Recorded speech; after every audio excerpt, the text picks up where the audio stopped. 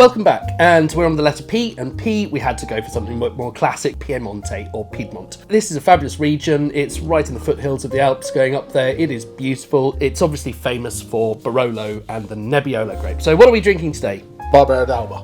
Barbera d'Alba. What is brilliant about this region is we've been down a little bit further south and we were driving north, and it was flat. It was and then you slowly enter Piedmont and you start to get the hills. And on top of each one of them is a castle of some kind. So there's all these little microclimates. So people are growing north-facing slopes, south-facing slopes, all over. Absolutely, Barolo and Nebbiolo is the king of the area. That's what commands the prizes. That's what commands the high scores. That's what commands the excitement about that region.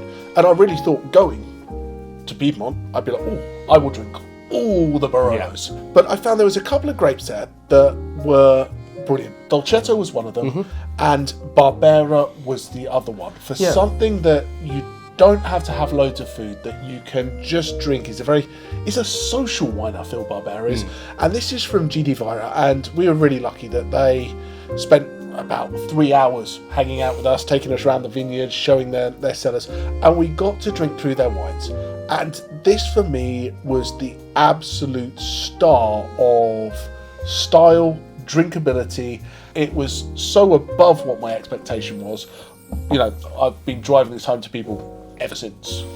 I couldn't agree more, and I think we heard it repeated. This is the wine that they drink themselves, and they have it, whether it's just a social occasion or whether it's with food. You can see why, can't you? Because it's just a more accessible style of wine, but still with plenty of complexity, depth and structure to it. Yeah, there's a lot of oomph about it, but it's not overly tannic, it's not overly chewy, it doesn't need to sit in the cellar for 10 years. Yes, it will age, of course it will. It's a great wine just for the middle of the table. If someone's having lamb, if someone's having boar, if someone's having, mushroom risotto, you can have that bottle of wine in the middle of the table and it will be really great with everything. Yeah, and it's a really cool winery. They're in a beautiful spot. They're obviously a very historic family in the region. And the stained glass windows. Beautiful stained glass windows. Unexpected. That was my stained glass window. Do you like that? So people knew what I meant. Done.